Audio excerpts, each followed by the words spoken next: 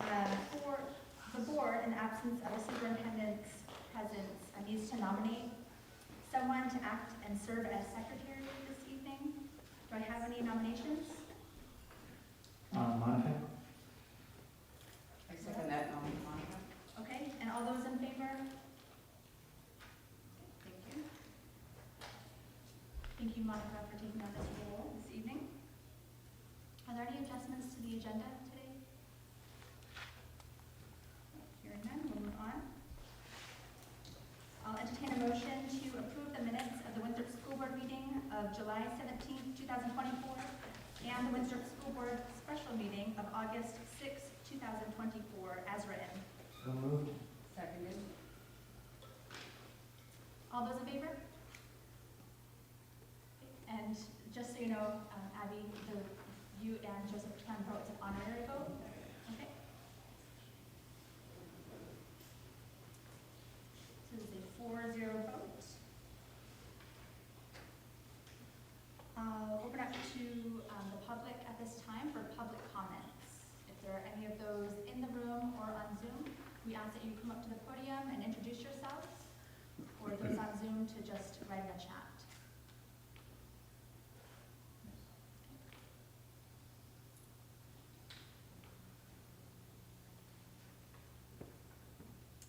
Seeing none, we'll move into our reports. We have no superintendent report this week, but please see in your packets, we have appointments, resignations, retirements, and transfers. Moving on to my chair report, I did want to mention last evening I had a chance to attend the Department of Education. They hosted a community meeting at Winthrop High School, and the goal and the purpose was to bring educators, parents, students, and business leaders together to discuss a shared vision for our schools. We were able to break into small groups and discuss how we can prepare Maine students for a successful future. It was a great opportunity to hear from folks, a variety of people and various backgrounds. There actually are more opportunities to attend some of these meetings as they're being conducted throughout the state. For more information, if anyone is interested in sharing their voice, they can check out the Maine Department of Education website. It's under news, and then the section is what makes a great school in Maine. And I saw some of our own. Megan was there, and so we had some collaboration. And yes, Joshua Farr was there too. And we saw some others, familiar faces. So that was a really neat opportunity. Also, I just wanted to point out that our Winthrop Parent-Teacher Association is looking for volunteers. I know that we've heard from a lot of our community members who want volunteer opportunities, and so I thought it'd be time to announce that this is an opportunity for parents to come and volunteer as well, to serve breakfast to our students at the grade school. And that concludes my chair report. We'll move on to our committee reports, starting with finance. We did payrolls 25.1, 26, 26.2, and that's for the FY24. For FY25, we did 1, 2, 2.2, 3, and 4. And for warrants, we did 22B, 23A, and 24A. Thank you, Tim. The policy committee, we did not meet. We don't have any planned meetings, but I will get some of those scheduled. And for negotiations, we don't have a report from that committee at this time. The administrative reports were in our packet. And does anyone have any questions about those?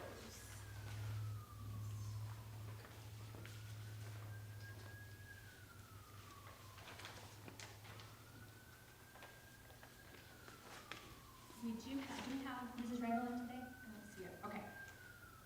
And she's not zooming in? No. Okay. So I will skip those questions because I did have a couple. I wanted to know, Lori, about in your report, you had mentioned parental involvement and stuff this year. I was curious, are you doing the forums again? We are, yeah, we're doing our forums and a couple different things that we're gonna be doing when we do our town meeting, our town hall, and we do our Student of the Month recognition. We will be inviting parents to that as well, because we're really trying to get more people in, and we're doing celebrations of learning. We'll probably have about 3 throughout the year, but the grade level teams will be working on that and content and sharing the learning, such as last year, we did our probability fair, and it was only for the students. But this year, we're gonna be opening it up to families. So we're just trying to work out when and how to have that happen during the school day or in the evening. So that'll be the work that we'll be doing this fall. Okay, thank you so much, that sounds wonderful. Monica, do you have a question? Yes, I have a question for Lori as well, and that is, so I wanted to hear more about how you said, we have spent time reviewing the data from the student, staff, and family survey that was completed in June, and as a result of the work, you have continued focus on collaboration and communication, etc. That's great. What other sorts of things are you putting in place as a result of those survey results? I'm basically talking about communication and collaboration. I don't have specifics yet because my team's not in. The teachers aren't here yet. So I wrote this based on the work that Mr. Burnham and I have done this summer, as well as with the administrative team, and taking that data, I'll present that data to my staff next week, and then we'll go forth in planning. But the staff was already planning on doing more parent engagement activities during the school year. Thank you. Yep. And just to speak to the surveys, I know, Megan, you have something that you prepared for us later on, so we don't have any of that. The board hasn't been given the survey results yet, so just to clarify, we're not missing anything, we just hasn't been presented, correct? I believe the plan was to put it on the second board meeting in September, Perfect, thank you. once we were able to have some conversations with our staff, so we can give you more of those next step pieces as appropriate. That makes sense. Thank you very much. Does anyone have any questions about the Winthrop High School report?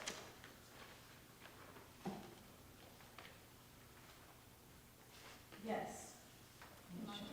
I did. So use of how, the habits of work grades, 2 per quarter. Can you talk a little bit about how you're going to implement those, and will the grades figure into the grade point average as well? How is that going to work? How grades will be assessed twice per quarter. We have developed a rubric for it based on the work of the Great Root Schools Partnership and with the work of our staff and first our leadership team. Yes, it will impact students' grades no more than 10%. Okay. May we take a look at that rubric as well, please? Sure. That would be great. Okay. Just one second, is that something that the board is interested in seeing rubric? No, you're not? Okay. It is posted on the school website under resources. It's already up Okay. and public. Yep. Thank you. I also want to express a concern around that. Okay, so in thinking about habits of work, in my experience, students who are already struggling, a lot of times are struggling because they have poor habits of work. And I would hate to see them doubly penalized. So rather than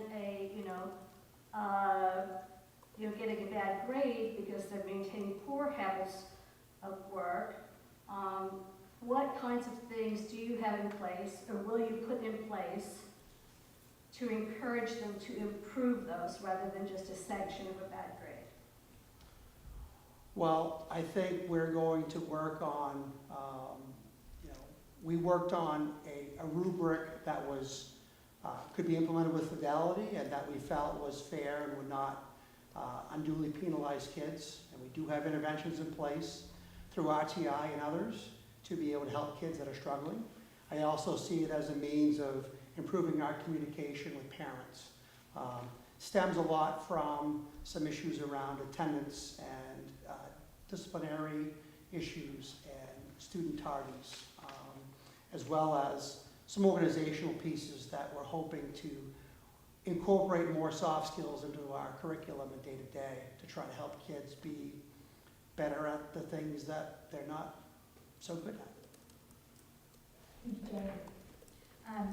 I really appreciated how you, in your report, you outlined all of the activities that you have going on and the things you've done, especially the professional development days for teachers, and also those makeup classes and recovery classes that the students were able to participate in this year. So thank you for letting us know. I appreciate that. No, thank you. And I just want to say thank you to everyone, the staff, getting the schools ready this year. I know that there's been a lot in the report specifically with maintenance, schools and painting and whatever preparation. So thank you for including all of those items in the reports this week. Speak to that. Yes. Was that in the high school report or in? No, that was in the facilities director. So we, We're not there yet. nope. One second. It doesn't have a title, but it's on the back of Megan's report, where it talks about building repairs, carpeting, tar work in middle school, remodeling the high school and stuff. I have some questions about that. I agree with Joel. Sure. Before we move on to that, did anyone have any questions for special ed for Sue? You're off the hook, Sue. How about for Megan, Director of Teaching and Learning? Okay. And facilities? Yes. Yes, Joel, I had a couple of questions for you. So it looks like you guys have been really busy. Did these improvements, did the payment for these improvements come out of the 24-25 budget or out of the? Some of the improvements came out from last year's budget because we started them in June, and then we switched over to the 24-25, yes. I wanted to express a concern. So these sound great. However, I will note for the board and for the public that none of these were specifically outlined in our budget. When we looked at budget items, I was very surprised to hear that we have all new office furniture for the high school and cabinets and all sorts of things that, I wonder who, okayed that and why we didn't have full information about that when we were making budgetary decisions. Thank you, Monica. I know that they're not itemized. A lot of our budgets are more broad. And that's a problem in my opinion. Just from now on, can we have people come up to the podium to speak? I just got a message, so I apologize for those who are trying to listen in.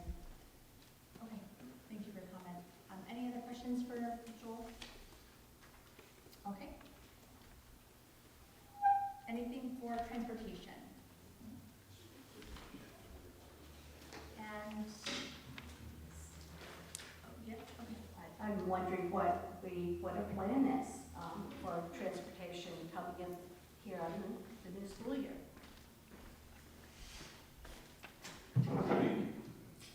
As I indicated in my report, we have done a fair amount of testing over the summer on the electric buses. Various levels of success. There have been some improvements. Lion has been fairly accommodating and trying to work through problems. It's a situation right now where it seems like each time a problem gets fixed, something else comes up. We had a technician here today, as a matter of fact, that was fixing 2 critical errors. I've got a list of issues that are still plaguing each bus. They are working on them, but as of right now, none of them, they've all passed their state police safety inspections, but none of them have passed their mechanic inspections. Anytime you have a vehicle that has any sort of an error showing, particularly a commercial vehicle, it's an automatic fail. So we haven't been able to, 3 of them, we haven't been able to even bring them to be inspected because they had errors showing on them. Like I said, some of those were apparently corrected today. I was just texting with the technician as I was pulling in here, and he said he thinks he's got them straightened out. There was another one that was an issue 10 technician was here last week, or the week before, I guess, supposedly has that one straightened out. But here again, it's been made abundantly clear to me that I'm not a mechanic, so I'm not really, it's not within my purview to be making final decisions about this. Ultimately, this is up for you folks to decide. But I will report that there has been, kind of like a 2 steps forward, 1 step back type of thing. It seems that we're heading in the right direction, but here again, I'm not comfortable saying to you that I'm comfortable, if that makes any sense. And at this point, I know that Superintendent Hodgkin and I had a conversation about trying to maintain compliance with the grant, but I'm also not willing to put, of course, any sort of safety issues before that. So I feel like, as I indicated in my admin report, I feel like I need some guidance at this point from you folks. And regardless of what your decision is, I think we need to be prepared for, perhaps fallout is a strong word, but whether we go against the rules of the grant or whether we put the vehicles back on the road and give it a shot, I think either way we're gonna have some fallout that we should be prepared for. So I think that's probably worth you folks having a discussion, whether it be now or at another time. Of course, it's up to you, but as I said, I just wanted to report those details. Other than that, transportation is in great shape. Our diesel fleet is wonderful. A couple of small things, a little glass ding here, tire there, that sort of thing, but we have a beautiful fleet of diesel buses at this point. If the electric buses end up not working out, we may end up having to take a look at purchasing at least 1 more vehicle in order to have adequate spare vehicles down the road, because keeping in mind, we built our diesel fleet based on the plan of having the 4 electric buses. But right now, we can start school and be okay in either way, whichever way we end up deciding. Thank you. And so that would be a discussion that we could add to our agenda for next time. Actually, since school is starting, I think that we should bring a motion to the table now, because, the question is, are we going to use those buses, the electric buses, to help transport children?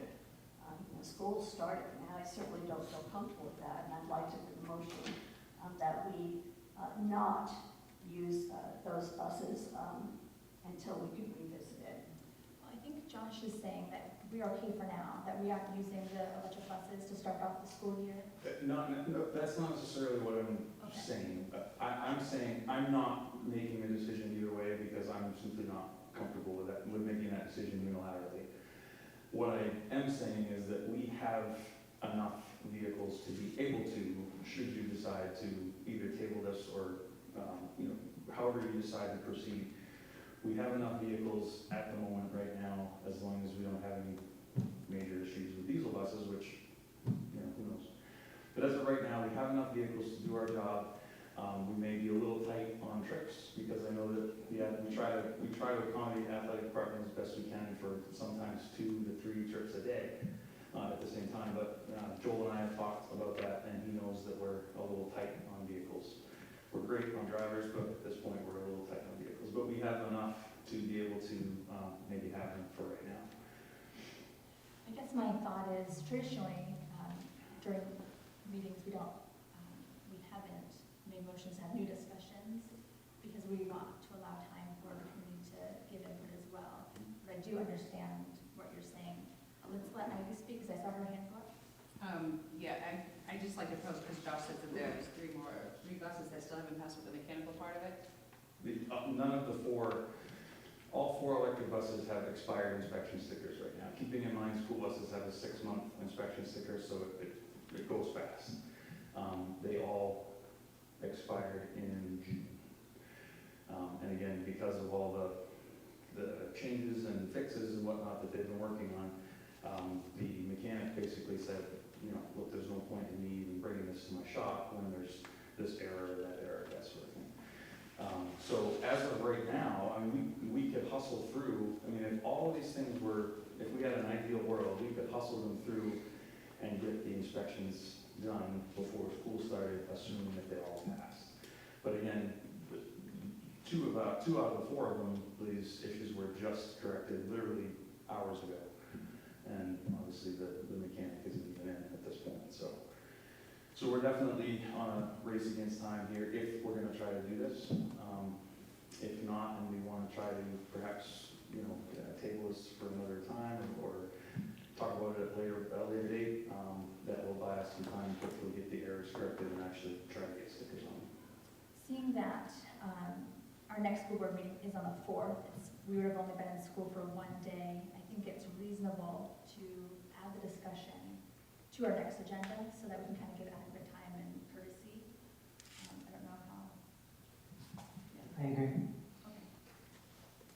Well, okay, so I'd like to make the point that we don't bring motions for new business, but this is something that we've talked about, at great length.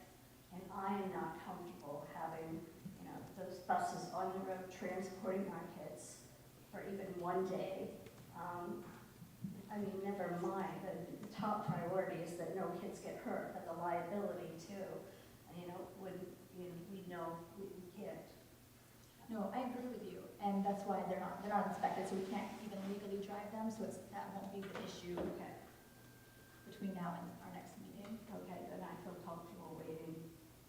Yeah, I feel comfortable waiting, gives Josh a chance, because I know during the summer trying to get stuff coordinated, so it gives Josh a chance to find out what's going on with the buses, and maybe have a little bit more update, but I think we definitely need to add it to the discussion. Did that.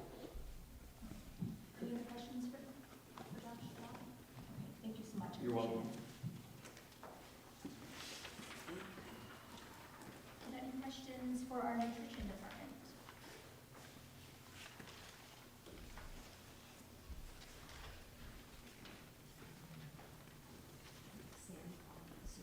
Oh, is Sam on Zoom?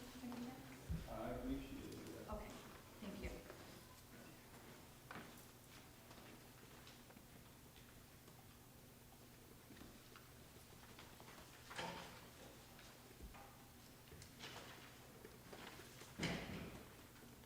Seeing none, we'll move on to our new business. At this time, we'll have a discussion regarding the dropout prevention committee. I did bring our policy JFC for folks to look over. I need copies as well, if anyone's interested. Does anyone in the audience want a copy? We have Copies of the dropout prevention committee policy. For anyone who's interested, I'll set these here. So just take some time to look over it.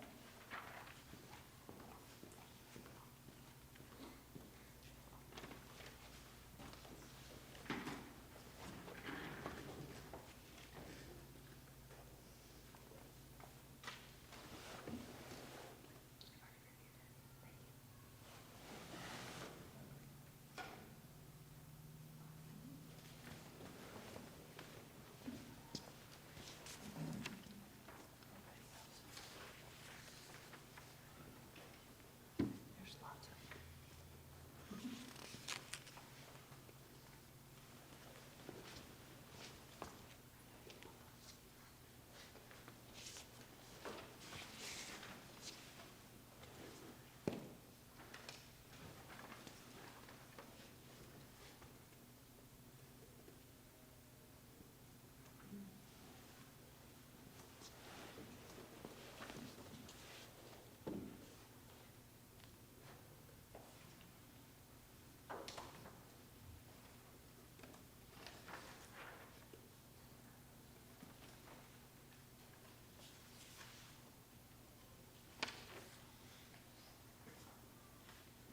And just to give a little bit of background, I came across this policy when I was doing some reading, and I did ask Jen, and I guess I'm curious what the schools are doing, because I know we don't technically have a committee, but I feel like there's been efforts made to help students along the way, and so I don't, while we have this policy, I'm wondering if it needs to be updated, because I know we don't have the committee, we don't have technically a committee that looks like this as outlined in the policy, that has, a member of the board, or a school administrator, or a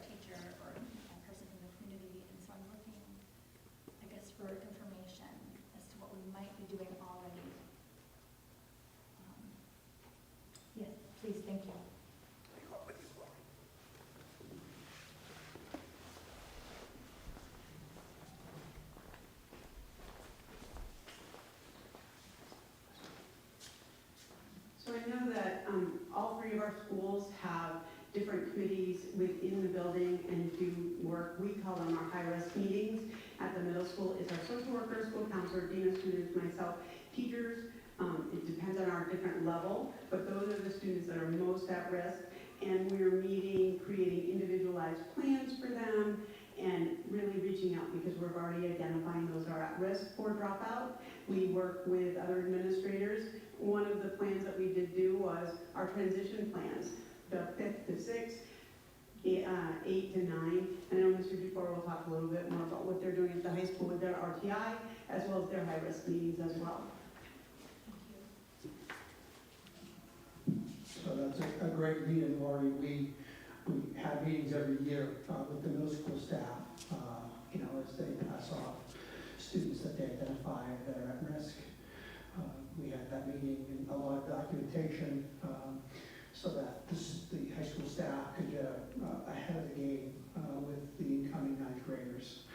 We have a similar high-risk RTI group made up of the same staff members at the high school that meets twice a month, that constantly review and put interventions in place and identify students who are at risk.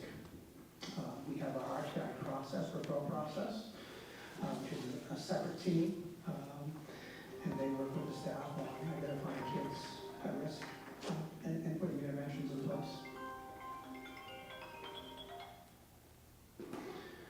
And there's additional steps, because from my perspective of once you get to high school, there's a credit bearing component.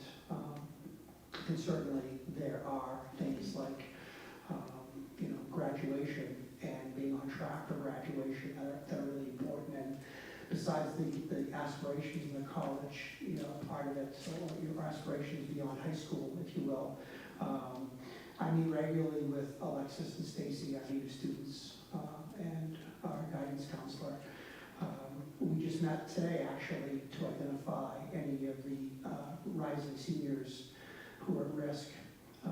We sent letters home and met with families in the spring over the summer as end-of-year juniors, and have a group of seniors that we're monitoring and putting on plans of who may be, who needs to pass all their classes, who may need community service, who may need, a mentor in the building.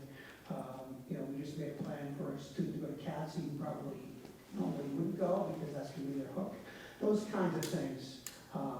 And I'll revisit those, at least quarterly, and bring parents in and students in and staff in. Additionally, I work extensively with Josh Farr, who's here, as one resource of someone who can help with students who might be struggling in the regular school environment.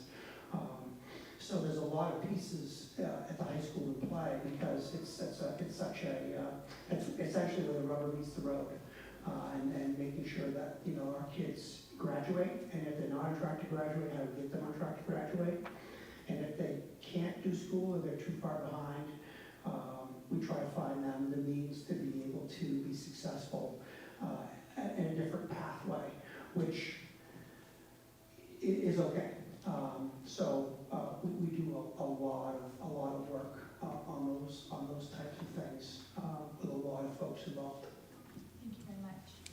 I just want to say one thing. Megan White coordinates our CUS program for the summer school for those students. So she's coordinated that. Ms. Shaw has run that, and it's wonderful because we have students that are at risk. They're not feeling confident about a skill, and it gives them that support in almost a one-on-one setting. A couple of my kiddos, and I know that at the grade school, the tracking and the progress monitoring, everything they're doing as far as academics as well as social emotional and the behavioral piece, the data that I'm receiving from the grade school is outstanding, and I know they have interventions put in place because you can identify someone who's at risk for a dropout right in kindergarten, and so they're catching them early as well. I know not a lot of them are here today. We've got staff here, but Jolene's not. But I want to say that they're on it as well. Thank you so much. So obviously this is kind of a unique opportunity because we have Steve Bailey with us from Municipal Management. I just Do you know if the JFC is a required policy? I don't know if that's, Yes. it is, okay, thank you. I might, we can certainly discuss it here, but I might bring it to the policy committee as well to discuss more. But if you have something to share, I do. I do. I have some questions. I have some real concerns. One of the reasons that I wanted to bring this up for discussion is that I've talked with a number of students and parents of these students who feel that they're high school students who have left school either to continue online, to not continue, to do night school, to do adult ed, have felt shuttled out, okay? They've expressed that to me. And I'm concerned, you know, I want to know, I would love to hear, Laura, you said that you have some great data to share about your success with that. I would like to see data from the high school RTI program as well. You know, what you've been looking at, what you have been able to achieve using your RTI program, what students, de-identified of course, you know, have been at risk, and what you've done and how effective that has been or not been. we can certainly bring that to the board as a board decision, if that's something that we're. I just want to clarify, the data I was speaking to was the data that the grade school gives to me to implement programs and things at the middle school, it's a transition plan. They're giving me their data of where the students are, so I know, and my teachers know where to start. That's the data I was referring to. And if I may, with the interventions we have in place there, in my 2-year tenure as principal, there have been some students that have dropped out or gone a different pathway, and there have not been very many. And at no point in time are kids shuttled out or shunned out. That's completely inaccurate. Thank you. Yes. I just wanted to say that it'd be great to put a committee together to help support our schools and the admins with all the work that they've done. I know when I went door knocking, there was a lot of retired teachers in our communities and a lot of really educated people that have retired who have made comments that they would love to come in and support our schools and provide support for the teachers. And I think that, you know, if we bring this policy and join a committee, I think there's a lot of community members that would love to volunteer their times to help the schools and our students to help get ahead. And I think that will help kind of bridge some support for the teachers in our schools, who's already quite spread thin with quite a bit of stuff. Thank you, Ivy. Yeah, I guess it's a little bit tricky because we have this required policy that outlines by law, says as required by law, the dropout prevention committee shall be composed of the following members. So there certainly is a duty there to follow state law, and so I think it will be certainly brought to the policy committee for a greater in-depth discussion with the feedback that we've gotten here as well. Okay. Does anyone But have if it's state law, we'll be needing to implement it in some form For soon. sure, and I think that's something that we can dive in a little bit deeper, especially asking, you know, professionals like Steve Bailey and getting his opinion, and see what other schools are doing too. That's a great idea. Yeah. That's a great idea. Okay. All right, moving on to our next item of new business. 6.2, we are going to table that discussion. We'll move on to 6.3, discussion about the curriculum guide review with Megan.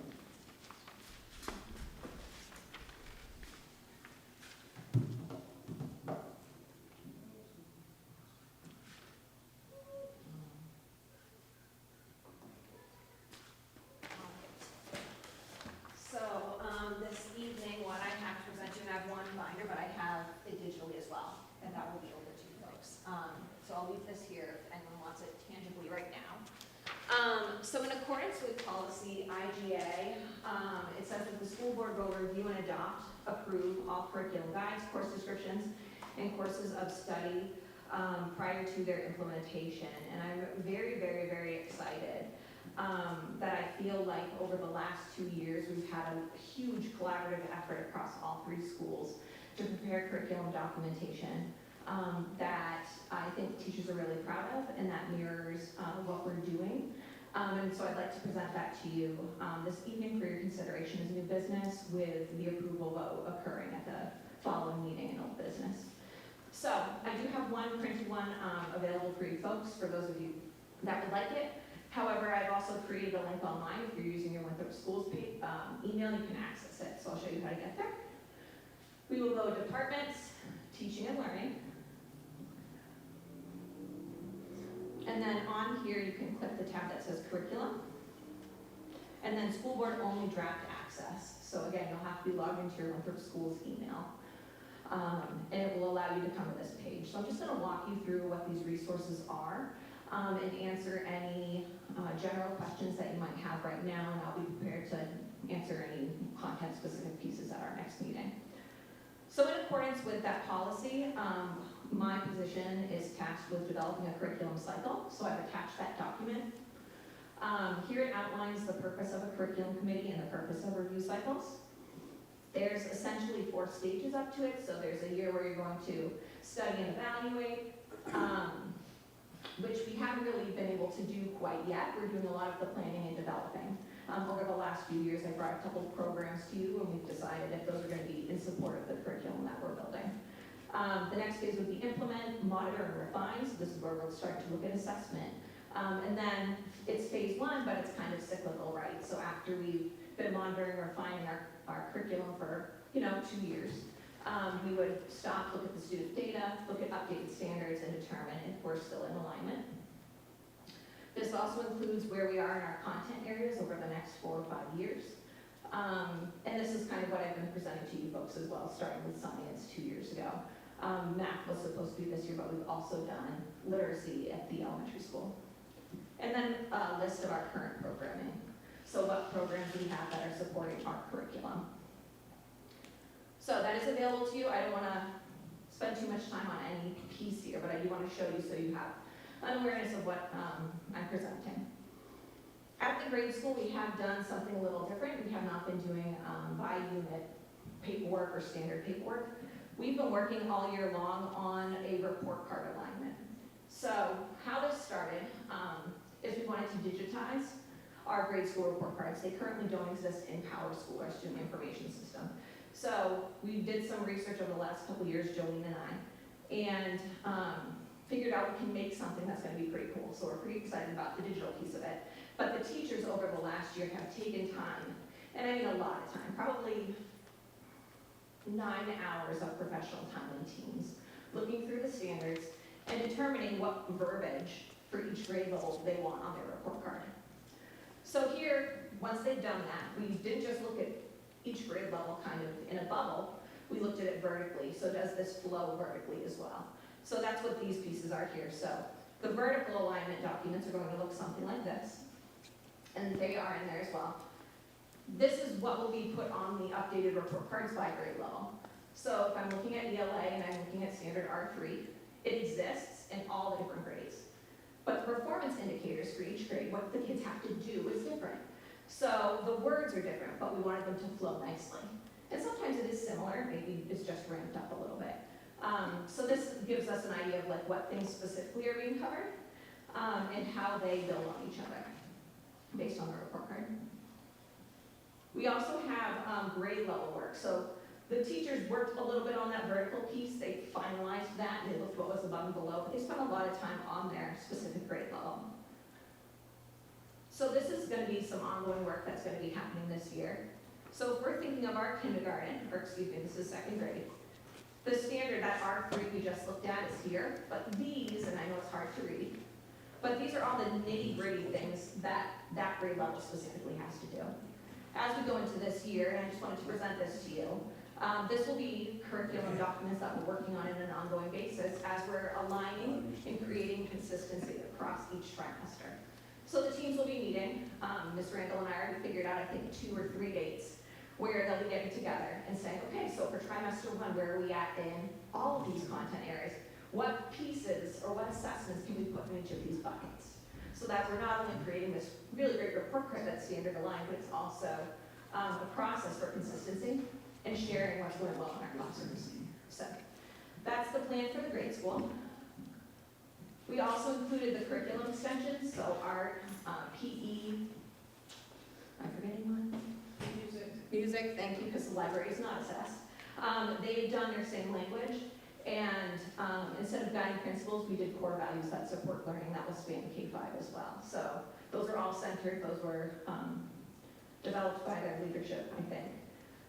And they're all centered around our 5 core values. So these, instead of it being guiding principles, these will be those pieces of the grade school. So very excited.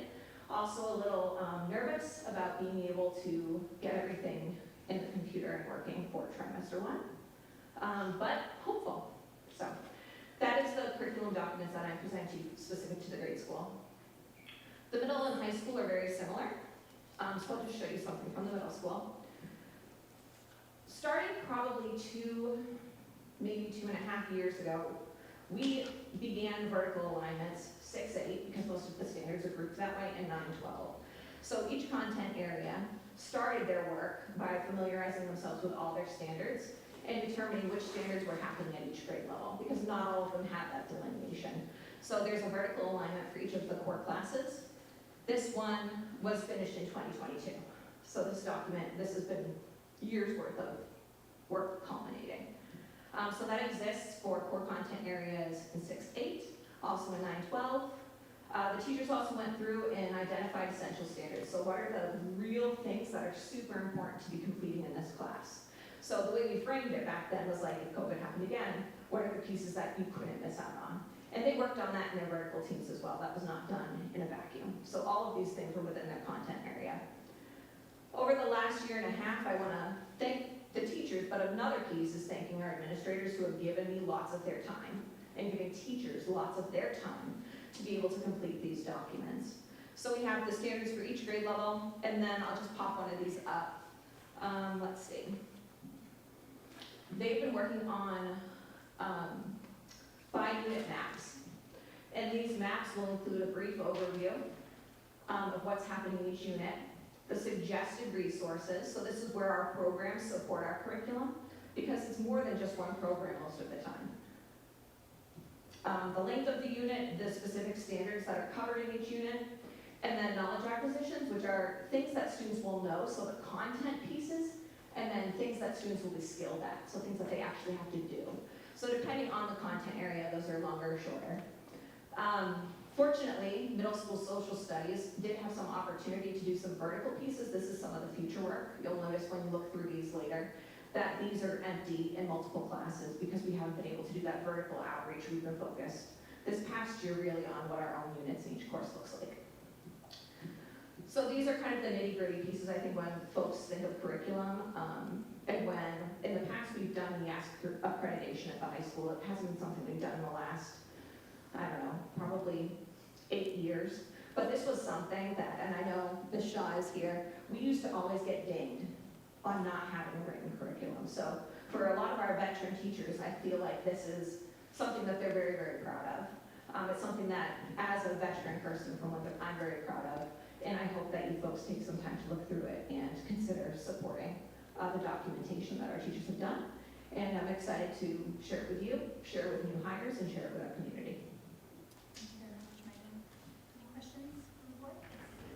So these are all based around the main learning results, am I right? Yeah, so our teaching and learning standards are the main learning results, and our assessment standards outlined by the state are the Common Core state standards. In math, Maine has fully adopted the Common Core state standards as the main learning results, but in English language arts, they've kind of modified those Common Core state standards. But yes, it's based on the requirement from the state. So all of these are based on either the main learning results or Common Core. So it's very comprehensive, right? It's really broken down. How are these assessed? Again, there must be just multiple assessments throughout the school year. Are you tracking how they're assessed? Is that data? So the intention of these documents is to share out the items that our teachers are teaching. This is not about student data. This is about the content that we're teaching, is the intention of these curriculum documents at this time. So do these serve as a template or merely a guide for teacher lesson plans? So I would say that these, at this point, the teachers are assuming that this is what we're doing. And then we are going to go through an annual review of if you're going to want to try a new book in your ELA class. There's a budget piece to that, but there's also going to be a paperwork review piece to that as well. There are a whole lot of little details and specifics, and I'm just wondering how are lesson plans reviewed to make sure that they're meeting all of these objectives? So I personally don't review lesson plans. A long-standing tradition of Winthrop is providing our teachers with professional latitude and trusting that they are the professionals they are. That's how we attract very passionate, driven individuals who don't want to just teach a piece and guide out of a textbook. So I'm maybe struggling with how to answer your question because we are attracting people that we trust. And when there are times where our administrators at the building level are in a situation where they might notice through supervision and evaluation that someone might need more attention or guidance, they do that. We do not submit daily or weekly lesson plans in this district. Thank you very much, Megan. Ivy? I don't know if it'd be helpful, but I know when I recently attended the 9th grade orientation with parents, all the teachers put together an amazing slideshow of all this, kind of like an outline of everything in their classroom. So I don't know if that would be helpful to send to the board. I know for me as a parent, it was amazing to see, you know, everything outlined and the teachers and all the stuff that they're looking to teach the students. So does those slideshows will kind of trickle into kind of like the outline of that? Is those how can I follow? These are probably the most detailed pieces in my sense that you would get from a teacher. I assume that the PowerPoint that was presented was an overview. I also think that part of this policy, which you folks are invited to do every year, is to approve the course catalogs and the student handbooks, and those also provide additional information to support the curriculum documents and the pieces that are covered, the academic pieces in each of the classrooms. I would say the syllabi that teachers put out also give information about grading and information about assessment. And the thing that I think I attended the same was the 9th grade informational night for students, for the parents who were, I know that I think we did some scheduling too. I remember that. Okay, any other questions on the board? So is it fair to say that these are aspirational and not prescriptive? So aspirational feels like you're not doing it. These are the things that our teachers are doing. This is a true reflection of the work that is done in our classrooms. Thank you very much, Megan. Thank you. Moving on to item 6.4, I'll entertain a motion to elect Lori Bouchard as the Winthrop Middle School science teacher beginning FY25 school year as recommended by the superintendent of schools. So moved. Seconded.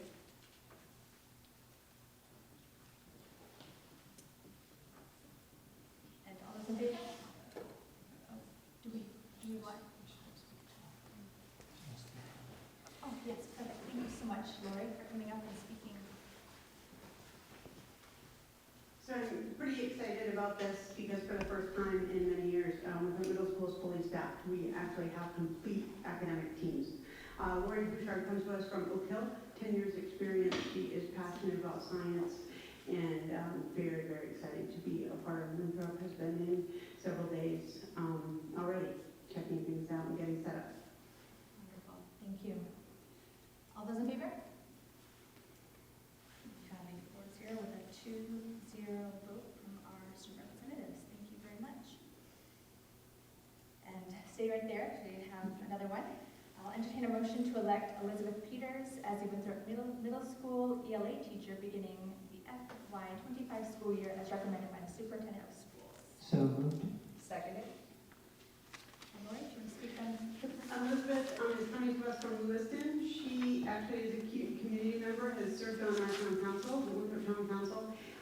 She has been doing some intervention work at Lewiston for the past, since COVID, since they reopened, and is passionate about literacy, reading, and our environment as well, and is very excited to do some collaboration with the sixth grade team and really talk about interdepartmental units of study, so cross-curricular, working with the science and social studies teachers in particular as far as English and language arts. Okay, all those in favor? 0-2-0 vote from our representatives, thank you. And I'll also entertain a motion to elect Beth Reed as the Winthrop Middle School ELA teacher beginning FY '25 school year as recommended by the superintendent of schools. So moved. Seconded? Beth comes to us, she's also a Winthrop community member and a parent of a Winthrop high school student, and she comes to us from teaching at the main virtual academy. She's been teaching online for the last several years. Prior to that, she was in Portland, and she worked at King Middle School there, so she has middle school experience as well as teaching English language arts via the computer, so she is thrilled to be having a classroom and working with our 8th grade team. Wonderful. All right, all those in favor? All right, and opposed, 0 votes, and 2 from our representatives. Okay, I'll entertain a motion to accept the donation of $15,000 to the Winthrop Grade School from the Hassenfuss family. So moved. Seconded? And Jolene isn't here to speak on that, but I can get in touch with her. All those in favor? Okay. Thank you. And thank you very much to the Hassenfuss family. That's very generous of you guys to continue to support our schools. Yes, thank you. We'll move on to our discussion for item 6.8 regarding the procedure of hiring a new superintendent. And we'll leave it up to Steve Bailey.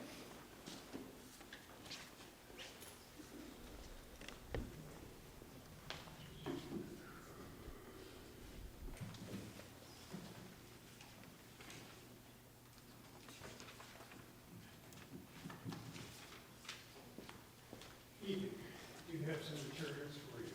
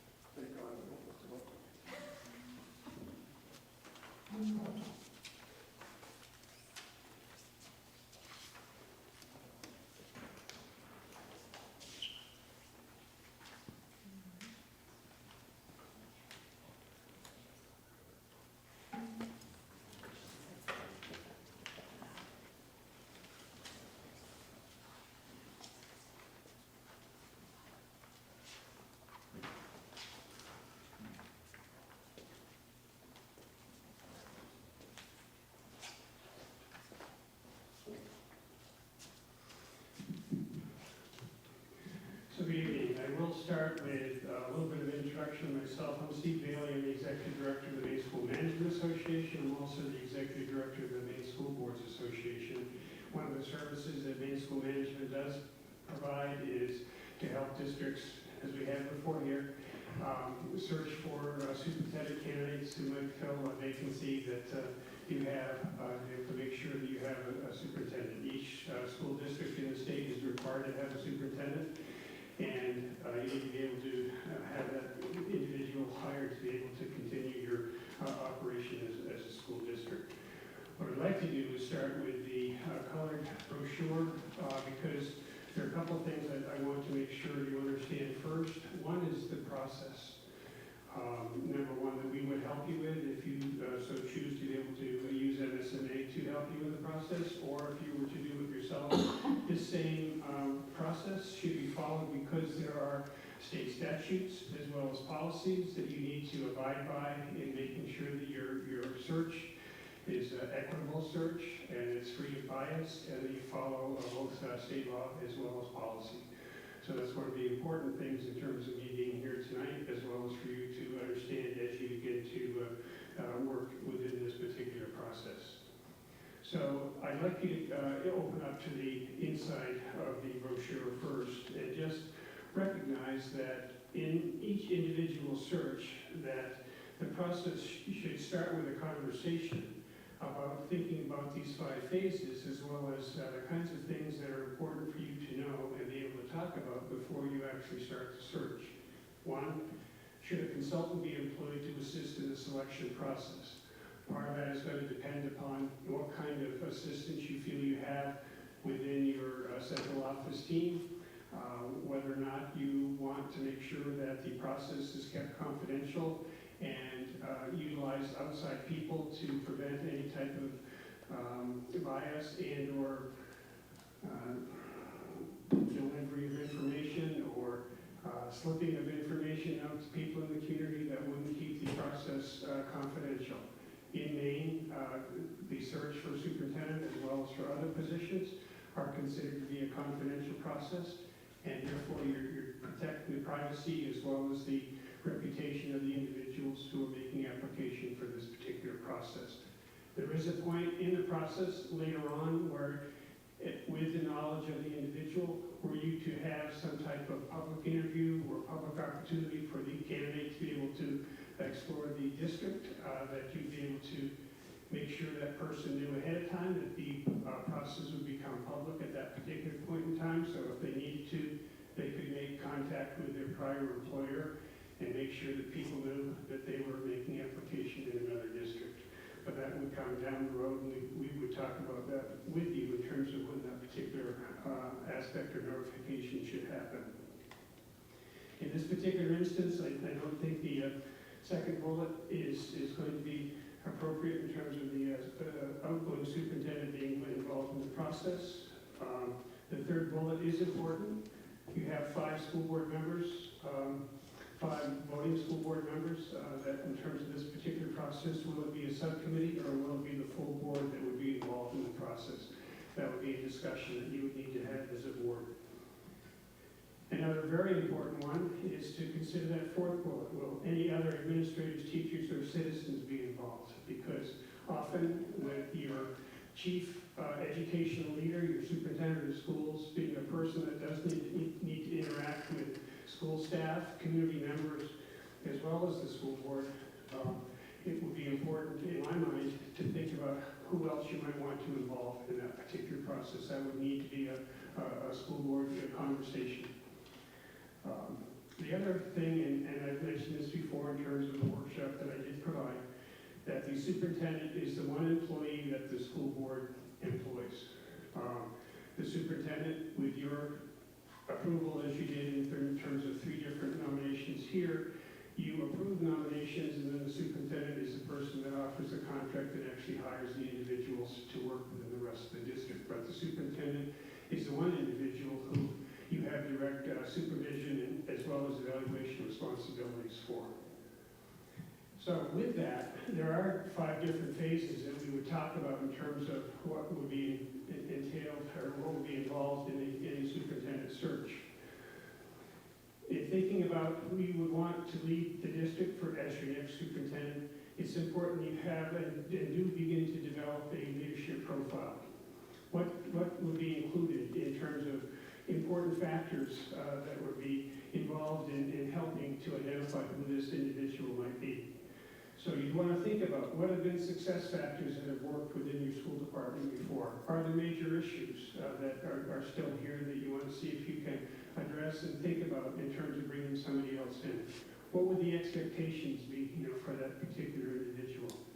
To do that, you take a look at a job description as well as what the certification requirements are for that particular position. So one of the things that we would help you do is make sure that your job description for the superintendent of schools is up to date. Is it current? Does it include the kinds of things that you want to make sure that are happening here within your district? And also, are the things that are included there that would help the individual both meet individual goals, goals for the district, and also regain certification in terms of their professional development as they work for you within the district. You would think about what the leadership profile would be. You would approve that in terms of what you would expect, for candidates. This is important because as you receive applications from candidates, you would want to be comparing and making a judgment in terms of, do these people that have completed the application, do they meet the criteria that we set forth? And it also is very important in terms of your equal opportunity employment check to make sure that you have criteria, you have a job description, and you're judging those applications that come in against these criteria that you set out. That also helps to prevent bias in terms of your review of applications as they come in. It's possible that you may want to develop focus groups or develop surveys that you would want to put out to the community to identify certain things that would be personal qualifications and your key knowledge and skills that you would want to see within candidates that would make application for this district. Those types of things, as developed, they would come to you in a report, and those results would be made known to the school board and or the search committee. We don't call this a hiring committee because it's the school board, school committee, that has both the responsibility as well as the authority to be able to hire the superintendent. Even though other people may be on the committee to help screen applications and or interview candidates, any type of conversation you have with those individuals, that becomes advisory to you. And it's only the 5 elected school committee members that would have the authority as well as responsibility to hire the superintendent. So other committees we would call the search committee or we would call the interview committee. It would not be the hiring committee because it's the school board members, the 5 of you, who would cast votes to be able to hire the superintendent. So you would then work to develop and approve selection criteria. You also, at this particular point in time, in this part of the process, it would be wise for you to take a look at comparable salary and benefit data. And very recently, I did send that information in terms of 23-24 to your board chair so that you have information as to what's the comparison of salary and benefit data within your region, as well as what's going on in the other parts of the state. That is something, obviously, that you want to take into consideration in terms of your system administration, cost area, in the cost center area within your budget, but also thinking about how you might be thinking about budgeting for your 25-26 school year. So that information would be prepared and provided, and you would prepare and the position and school unit information material so that the candidates would be able to have an idea of what's it going to be like to be superintendent here in Winthrop. What information would they be looking for to be able to make a decision? Because one of the things that you're looking for is a new superintendent. One of the things the candidates are looking for is this a school unit where they want to be superintendent? And is this going to be a match, in terms of what you can provide as well as what they're looking for in terms of the information? So anything you can do to be able to demonstrate, what it's going to be like for them to be the educational leader here at Winthrop is important for them to know about prior to them seeking application here. So that's kind of in the early part of the process of making sure you have that information ready. Phase 2 of the process would be candidate recruitment. And obviously, you want to advertise and make sure you indicated where within the state or New England or the location you want in terms of where you're going to put the information out to attract candidates to be here. We use certain schools. We use School Spring. We otherwise other people have utilized.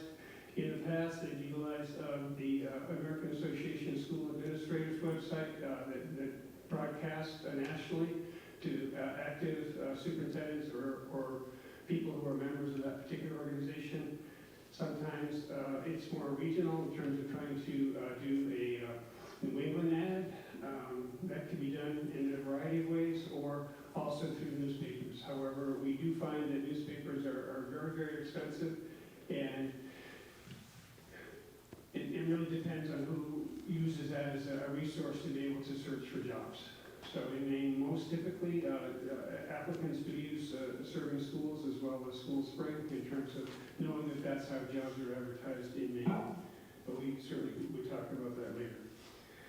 There needs to be a way of being able to coordinate applications and materials, and that's where I indicated before, are you going to have an outside consultant or some other outside group help coordinate the materials that would come in after the application had been advertised? Maine School Management can do that.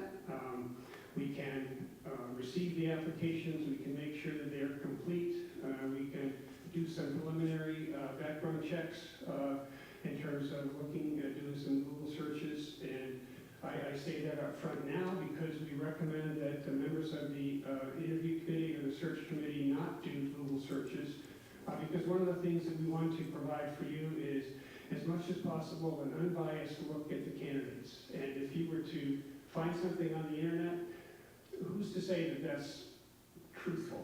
Who's to say you know what the context of the situation is?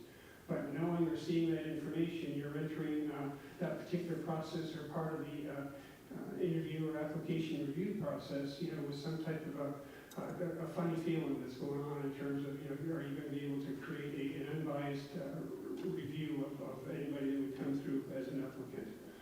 So either here in Winthrop Central Office or through some other means of someone who's helping you, the application packets would need to be assembled, and made ready for review.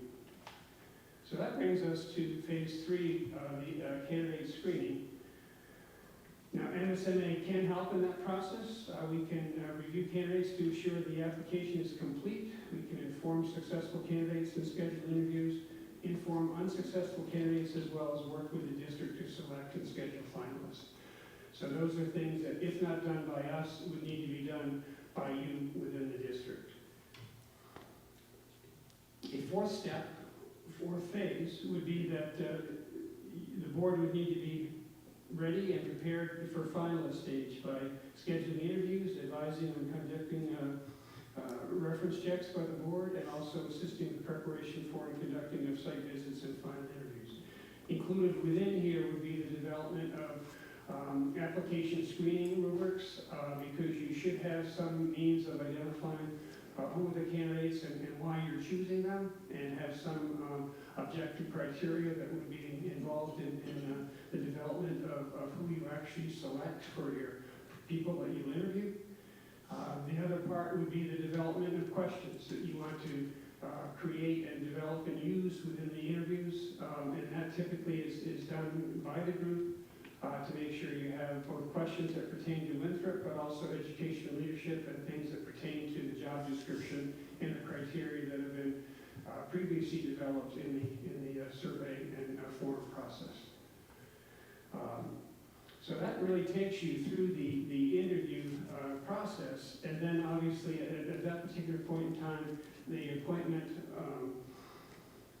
there needs to be some informing of the other finalists in terms of that they didn't get the position, the informing of the person that is selected by the school committee, as well as we would need at that point in time some communication between the board and the school committee and the candidate, and to trying to work out what the agreement's going to be in terms of the contract, both in terms of salary benefits as well as other aspects of the position that might be discussed between the school committee and the candidate themselves.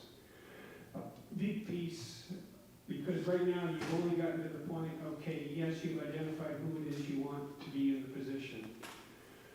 Another a very, very important piece, though, is you don't just turn the keys over to the superintendent and say, let's go to work, and here's your office, and I'll see you at the first school board meeting. As a group that has hired the superintendent, it's also extremely important for you to be able to be the first supporters of the superintendent that you're hiring, to assure that you don't have to go through this process the next year. You want to be hiring somebody that you can be hiring for success for the district. So part of that is creating an onboarding process and a transitioning process that would include what your actions will be to be able to help support the individual to make sure that not only that person is successful, but the district is successful under their leadership and your connection with the superintendent so that you have a connected, collaborative unit moving forward, and there's a way to be able to both supervise as well as evaluate, is this working, and if not, what kind of adjustments might be needed as you continue in your process. So that's the overall process. And while I went through it rather quickly, if you take a look at, it's in the handout called Technical Proposal. If you take a look near the back, I believe it's page 9.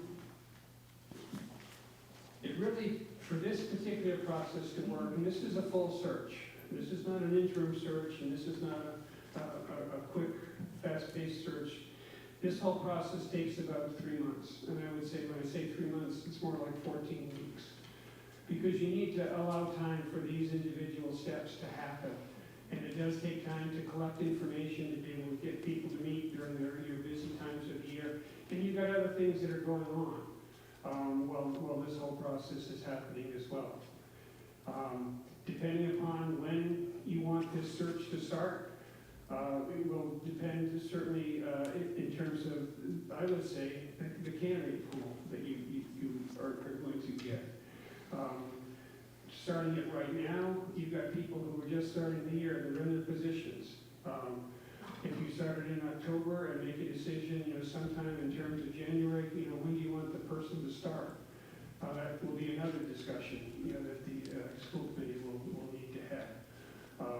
If you're going to involve an interim superintendent for a short period of time, what is the length of that shortness of time? And when would it be that you want to have somebody else on board?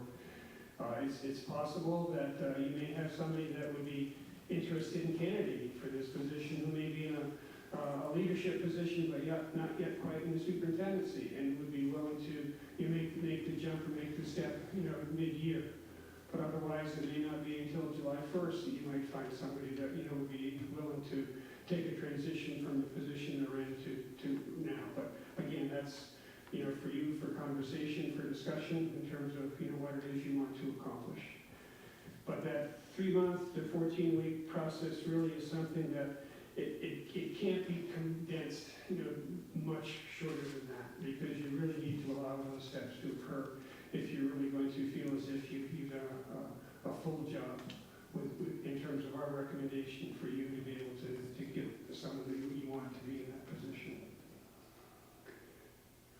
So in terms of the general process, I'd be glad to take any questions you might have. We do have another quick little piece that I'd like to go through in terms of cost proposal, but that would be specific to if SMA were to help you in the process. And I also have,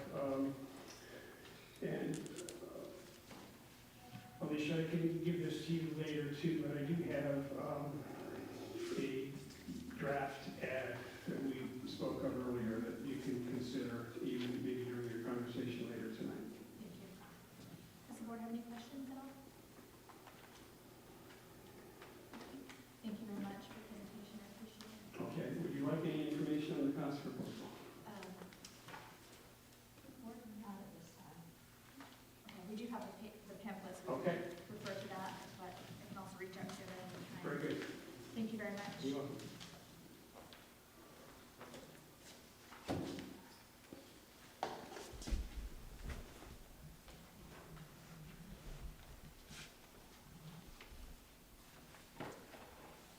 That sums up our new business. We'll now open it up to public comments. Is there any on Zoom?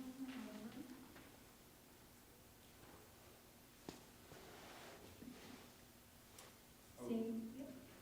There was one that was posted. You want to read it?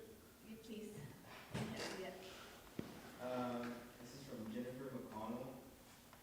It says, as a well-known community member for 25 plus years, I've had new experiences going to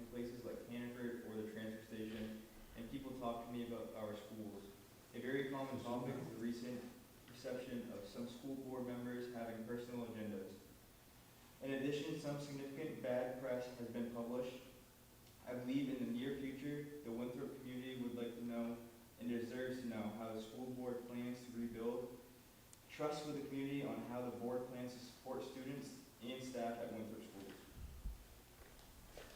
Thank you. Any other comments?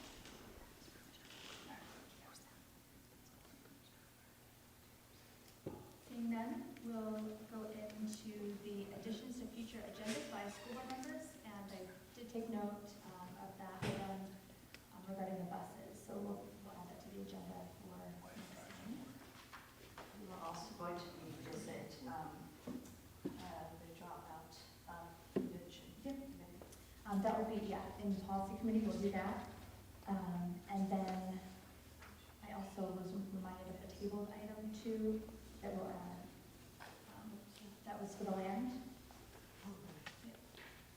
Okay. Thank you. Any other additions? Okay. Moving on to school board comments.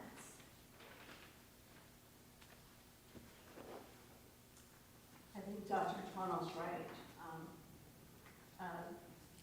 There's been a lot of divisiveness, and I think we probably should address perhaps at our next meeting our plan going forward to help heal our school district.